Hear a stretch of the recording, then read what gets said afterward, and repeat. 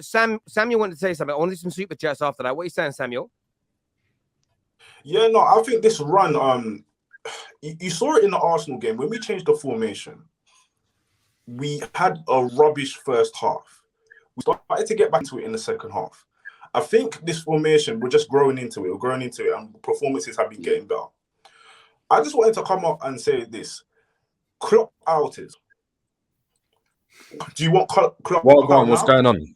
What's going on? Nah, that's Do you want Klopp out now? well, bro. Because you need to have the same of energy. course. No, that don't change, B. That doesn't change. That don't change. That narrative don't change. Yeah, that don't change. No. Don't think that these wins are going to automatically just change the way that we think. Like, the only way that I would probably change my mind, he would have to go out and win the league or the Champions League next season. Outside of that, I'm not hearing anything differently, because then it's the same thing that I've been seeing for the last God knows however many years. So we're talking about people saying changing. Sorry, I want to go to the Klopp out before we go to you, Zane. So what are you saying, Jerry? What are you saying, Jerry, about the Klopp out stuff? Yeah, just to echo what G's saying. For me, Liverpool fans in general, we've tasted like ultimate success, right? On the verge of doing a quad, 100%. Now, is just getting into the top four, is that sufficient for us fans? Is that sufficient? Is that enough after doing what we've done? After, do you know what I mean? Being in the mud for so many years, achieving, do you know what I mean, the pinnacle in Europe, achieving the Premier League. For me, there has to be the next step now. There's got to be the target has got to replicate what City are doing in terms of being consistently winning, doing back-to-backs, trying to establish yourselves as, you know, we're a solid team for me. So if we're just going to get top four and that's what it is, and you win one league every 5 seasons and you have this, for me, I'd rather go and try, and I would like the club to show some type of ambition and try and go and be like, you know what? That's not to discredit what Klopp's doing. That's not to discredit what he's done. That's not to discredit how good of a manager he is. But is that the best that Liverpool can do, or can they do more? Can I just interject real quick? Can I just interject here? Nobody said that the only thing that we want is top four. I think a lot of the thing is that Klopp out was really went in for him January, February time. And it's quite silent right now. So all I'm just saying is that we have to keep. From me, though, your Klopp out. No. Be vocal. Tom, I'm calling Tom out on this. I've not changed. I still stand by. I still stand by it because yes, we're on a nice run of form. Good. My concerns still have not been answered. And my concerns will not be answered until next season, because my concerns were: can he rebuild a team? Can he show a level of ruthlessness to not keep players who are holding us back? Number 14. You know, all these lot. I need them to change. And yes, he's given me something. He's actually shown a bit of tactical flexibility. But guess what? My biggest worry is he goes back to prime Jurgen Klopp, and I see first game of next season, Luton away, 4-3-3. And then we're back to step one again, where we're back at this whole point. Jurgen Klopp has done something which I didn't think he could do, which was a big tactical switch. He's playing close to a back three, which I didn't think he had in him. So credit to him. But I still have plenty of concerns which have not been answered, and they're not going to change until I've seen it. If Jurgen Klopp proves me wrong, I am more than happy to sit there on streams, to sit there on Spaces, sit there whatever, and have people go at me for an hour. Because guess what? I want not more than for Jurgen Klopp to prove me wrong. Do you know what, Tom? No, but it's not. It's not. Make it a rack. Go on. The thing is, just it's not really about anyone being right or wrong, but Jurgen Klopp has earned the opportunity through the success he's brought us to make those mistakes. And ultimately, as with any manager of any top club, you live by the sword, you die by the sword. Jurgen Klopp has earned the right to make those mistakes. And if it ends up, and if it doesn't end well, so be it. But there's absolutely Klopp out is an extreme view in the Liverpool fan base. I don't think anybody can deny that. I don't think that's a particularly mainstream view. I'm going to be the big shameless denominator on this. is the transfer window. I think I was just about to say you have to. The big problem with the denominator is how we perform on the pitch. Next season, regardless of whatever they do. The biggest thing is the bodies in midfield. We haven't invested well. We haven't signed the right players. Ultimately, it matters on what happens on the pitch. Jurgen Klopp will live and die by what happens on the pitch. If he chooses not to strengthen the squad, if whoever's in charge just chooses not to strengthen the squad, and we go backwards, they will pay for it. And that's how football is. But Rams made an excellent point there, right? You're comparing to Pep, who gets any player he wants. Money's no object, right? He spent 500 million just changing the defense because it wasn't what he wanted, right? Klopp's never had that. All right, quick one, Zane. No. Let me have my point, and you lot can come back. Zane, 1 second. Let me add my point, and then you can come back. I want to ask you a question. I want to ask you a question. Bar Timo Werner, which was obviously twerking for Liverpool, and Tchouaméni that we bid for, but just wanted to go to Real Madrid anyway, right? And now it seems like Bellingham. What top player over 50 million has Klopp not been able to go and get that he's wanted? All right, so when we just answer that. Virgil van Dijk we got, Fabinho we got, Naby Keita we got, Gakpo we got, Salah he didn't want, but we got him. He wanted Mane, he got him. The only one I can. How many? All right, let me answer the question. Let me answer the question. How many times has he got the opportunity to sign a 50 mil plus player over many seasons? No, because you're answering the question. Everyone, slow down. You're not answering a question. You're asking one. Answer the question. Answer the question directly. Every time he's been allowed to go for 50 million plus player, yes, he's invariably got what he wanted. But the thing you're discounting, Jerry, which is shameful of you, which is very shameful of you, is the fact that how often has he had the opportunity to go for those 50 plus players? Generally, no, he doesn't. His budget is limited. Every hold on, no. Zane, hold on. You do realise, Zane, every year, bar one, which was 1920, Jurgen Klopp has got a 45 plus million player, bar maybe 16, 17, however much Mane was. He's got a 40 million plus player every single window. It was Mane, then it was Ox, then it was Van Dijk, then it was Keita, Fabinho, Alisson, all in one go, which covers if you want to go for any excess ones. Then he got Jota. You missed 1920. You missed 1920 because you didn't get anyone then. Then you get Jota after that. Then you get Nunes. Then you get Diaz. Then you get Gakpo. Then you get Kanate. So that's 10, 11, 40 plus million pound.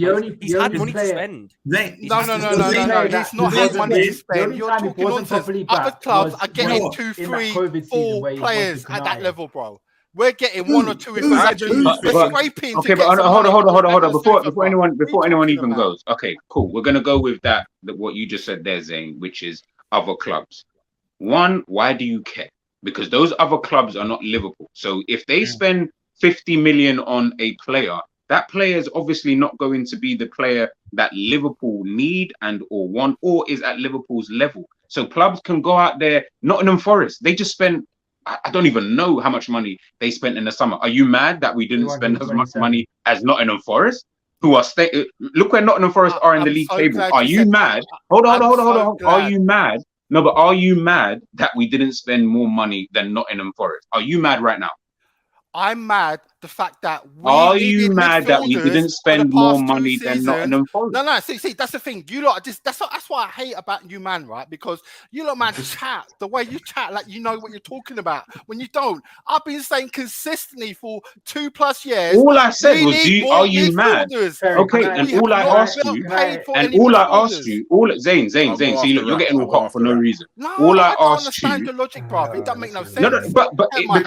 No. It's not that you don't understand the logic. You understand the logic perfectly well. You just don't want to answer it. There's a big difference. You know it, and I know it. Answer what? A dumb question about, am I mad about other clubs spending more money? But are you mad is the question I'm asking. No, I'm frustrated that my club has not bought midfielders for the past 2+ seasons. When all you man... But Zane, just answer the question. Are you mad that we're not spending more money than Nottingham Forest? You need to get a wax. Yes or no? Yes or no? No. I'm not mad of other clubs spending more money. What I'm mad about is us not buying the players we need. Yeah. All right, Zane. But let Ram go. Let Ram go. Yeah, go on, Ram. Because with me and JJ had this conversation all the time. I'll answer the question. There's only one time in Klopp's tenure where he wasn't fully backed when he wanted a player, and that was when we had that defensive crisis in January. That's where I can give it to him, being like, okay, you wanted Konate, the board didn't back you then. But the reason why I can't say it's all on Klopp is because Klopp is FSG. Klopp is FSG. They're both symbiotic. They both love each other. They both sleep in the same bed. That's why I can't say FSG don't back Klopp, because Klopp might be going up to FSG and be like, nah, I believe in these players. I believe that Henderson's good enough. I believe that Milner's good enough. Like, we saw so many rumours about Milner getting a contract Tyler extension. Morton prop. He sat there in pre-season telling people, no, but Tom, we have a latest example. He's giving that prop to Connor Bradley, who's playing for Bolton in League 2. When I'm going out there saying I want Marcus Pedersen and Alexander Barr as a right back. What are we doing here? We can't just say it's all on FSG because Klopp is also culpable in the situation as well. I'm putting my hand up here. Just putting my hand up. Yeah, lovely, wonderful. One thing I did fight with a lot with Klopp outers, but one thing I never denied is that Klopp has made his mistakes. 100% Klopp has made his mistakes. And one thing I think I said to you when we had we thought we was going to get new owners, and I explained my whole kind of thinking bit behind it. I always said Liverpool is bigger than Klopp. Klopp is never bigger than Liverpool. We're going to have to move on from Klopp sometime soon. 100%. But my thing with Klopp outers is that none of Klopp outers could give me a good answer to who would you want next, and can that person sustain success? Can that person succeed under FSG? Under FSG, I have the man. I have the manager. I have the man. You know what? What would have to a man called Ruben Amorim? Ruben Amorim, the for goodness sake. Let me go Tom, how do you spell Amorim? It's kind of catch-22, because what would have to happen is someone would have to work under the constraints of FSG, but that also means we're lowering our standards, because realistically, under the constraints of FSG, we can only really battle for top 4. We can't really go for a title with these owners. I get that. But I just think for this season in particular, there was other managers that would have us in better stead than Klopp. That was my point to you at the time. That was all. No, you man are crazy, because look, you hit the nail on the head. With better owners, we wouldn't be in the situation we're now. And that's the thing you don't need to understand, is the fact that, again, half of you man were twerking last season when, we're going to win the league, we'll win the quad, blah, blah, blah. When it was obvious we didn't have the facilities to do that.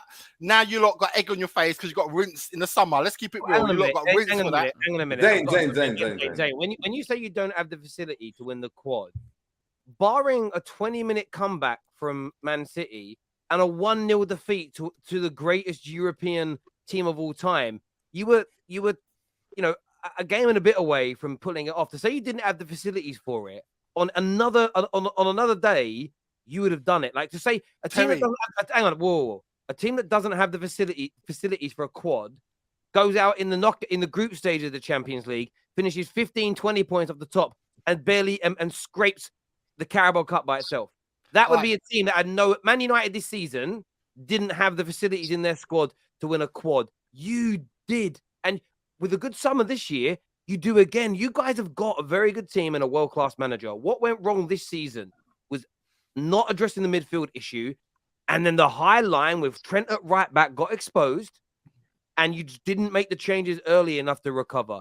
Those two things, one of the things have been fixed now. You need to buy Will in the summer, and you're competing again next year. But to say that you're not a team that can compete on all fronts is a madness. No, Terry, that's under FSG, by the way. This is under FSG. Let me counter that, right? So I said consistently our midfield wasn't of the quality to win everything. I said, and you can say that if buts and maybes are, if this happened, whatever, I'm very logical and factual. at the end of the day, what happened? Did we win the league? No. Did we win the Champions League? No. So ultimately, you can say all this. Oh, we could have done this. We could have done that. We did not have the quality. Zane, I disagree. When you finish 1 point off the top, or a handful, 1 or 2 points off the top, you didn't win it. So factually, you're right. The team that beat you to it had slightly more quality than you. But saying you don't have the quality to win the league is wrong when you're that close to winning it. Just because you're there or thereabouts winning the league. The teams that don't have the quality to win the league are teams that are nowhere near a title race. If you get to Man United get to the FA Cup final and we lose 1-0, the fact that we've got to a final means we've got the ability to win it because we've got all the way to the final. Teams that get to Champions League finals have the ability to win it. I think what you're doing here, you're playing semantics. And yes, the team that wins it is slightly better than you. But to act like Liverpool didn't have the ability to win the league last year is crazy. No, Terry, what about Tottenham last season? Tottenham, let me land this and then you lot can talk. Tottenham last season, where was the quality to win that game? If you won that game against Tottenham, we would have won the league. Manchester City lost both games to Tottenham last season. For Man City. That's why they're winning the league. Zane, you have the quality to beat Tottenham. You just didn't do it. So by that logic, we had Donkey, Henderson. Come on, bro. What are you talking about? Stop. Are you telling me Man City don't have the quality to beat Nottingham Forest because they drew with them this year? When it counts at the end of the season, I'm not letting you talk unless you answer our questions, right? Do Man City have We're going to be here all night. Do they have the quality to beat Nottingham Forest? Yes. But they drew with them, okay? These things happen. Just because you missed out on the title by a point doesn't mean you don't have the quality to win it. That's a madness statement. No, it's not. The mad statement from you, man, is context. At the end of the season, quality players step up to get the points. Look at what Gundogan's doing for Man City. Man City have been given a lot. Zane, you're just waffling. Because I'm not waffling. It's facts, Steve. No, the reason why. Nothing that I can't argue with. Zane, the reason why we cost a lot of these players because last season it was the only time where the majority of our players were still fit. I remember we used to cuss Naby Keita so much for not staying fit, but last season he played about 30 games last season, and he was playing well at the time. That's why we were challenging for everything. I think the point that I was trying to make. I've got another question for you. Real Madrid versus Man City this coming week. Do Real Madrid have the ability to beat City? Of course they do, especially in the final. Okay, yes. So just nice and quick. Does City have the ability to beat Real Madrid? Yes. But one of them's going to lose. So by your logic, that makes sense. You see what I mean? This is why it doesn't make sense. What you do is clever. It's semantics, right? After the fact, you can make it as a fact. You can make a factual statement and go, Team X haven't got the ability to beat Team Y. But before the game, they've both got a chance to win. Before the final day of the season last year, it was plausible that you won the league. I think you may have even been in the studio. Well, a lot of Liverpool fans, we can do it today. Man. You weren't there. I'm sorry. The point I'm making is you're doing like hindsight sort of like a hindsight comment, and after the fact, it's easy to say what you're saying when you know the result. But before games, you're not saying that. No, hold on, Terry. Last season, I said we're not going to win the Premier League. I said that consistently. I was getting attacked for my compete. But listen, this is the difference. So what are you talking about? Stop a second. You said we've got no chance. You clawed back a 12-point deficit, and we're 20 minutes away from doing it. Your prediction was wrong because you said no chance. The fact that you didn't win it makes no... It's like this season, right?